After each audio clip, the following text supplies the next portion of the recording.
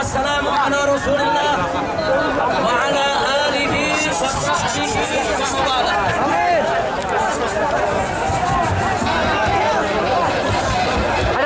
Ada. Jaga samping. Ikhwati al-hibbai rahimakumullah. Pertama-tama kita mengucapkan puji dan syukur kepada Allah Subhanahu wa taala. Dan yang kedua kita sampaikan sholawat dan salam untuk Nabi Muhammad. Selanjutnya saya menyampaikan apresiasi dan penghargaan kepada seluruh umat Islam yang hadir di tempat ini. Punya semangat persaudaraan yang tinggi dan memiliki semangat untuk tetap berjuang menegakkan Islam. Takbir. Selanjutnya saya perlu laporkan, alhamdulillah hari ini saya datang untuk memenuhi panggilan, yaitu kepolisian, untuk dimintai keterangan. Dan tadi sudah saya jawab segala bentuk pertanyaan. Untuk itu juga saya ucapkan terima kasih dan apresiasi kepada para penyidik kepolisian yang sudah menyampaikan pertanyaannya dengan sangat bagus, santun dan fokus, dan sudah memperlakukan saya maupun para pengacara dengan perlakuan yang sangat baik. Sehingga pemeriksaan tersebut berjalan lancar. Selanjutnya tentunya nanti penyidik punya penilaian tersendiri. Apakah pemeriksaan tersebut akan dilanjutkan atau dihentikan, itu tergantung penilaian dengan kaidah-kaidah hukum yang berlaku. Kita berikan kesempatan kepada mereka untuk memproses hingga tuntas. Setuju? Yang terakhir, supaya tidak menjadi pertanyaan macam-macam, untuk apa tadi dan apa yang saya diperiksa? Yang saya diperiksa adalah saya sampaikan bahwa tesis ilmiah saya pada saat saya mengambil S2 di University Malaya Kuala Lumpur, Malaysia, saya punya tesis judulnya adalah pengaruh Pancasila terhadap penerapan syariat Islam di Indonesia. Salah satu babnya membahas soal sejarah Pancasila. Nah, kemudian setelah saya lulus, tesis ilmiah tersebut diuji secara akademik di universitas, dan saya lulus dengan nilai yang sangat memuaskan. Kemudian saya terpanggil, ada kewajiban untuk menjelaskan kepada umat Islam tentang apa dan bagaimana Pancasila sebagai dasar negara Republik Indonesia. Nah, karena itu di berbagai ceramah saya di berbagai daerah, termasuk di Jawa Barat, terus saya ceritakan tentang Pancasila.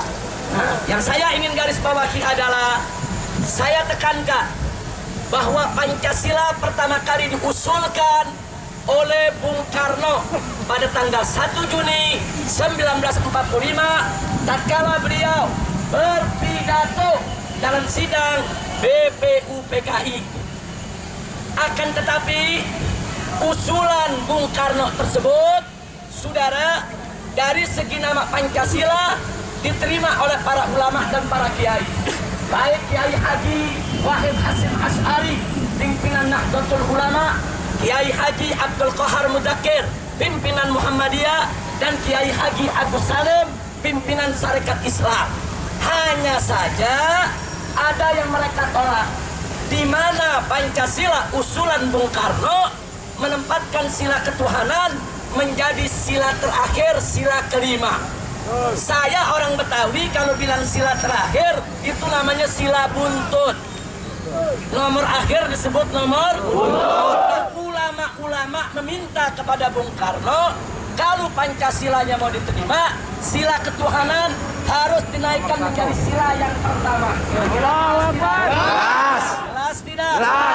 Dan alhamdulillah, akhirnya Bung Karno dengan jiwa besar menerima usulan para ulama, sila Pancasila, saudara, sila pertama dalam Pancasila yaitu dicantumkan ketuhanan yang Maha Esa. Kira-kira jelas tidak? Jelas. Dan itu disepakati pada tanggal 22 Juni 1945.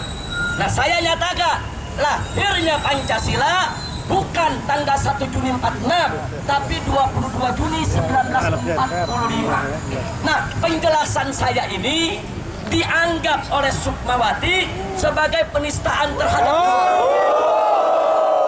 dan saya dituduh menghina lambang negara. Megawati menghina Pancasila. Karena itu, sekali lagi, karena itu tadi saya jelaskan, Sukmawati gagal paham.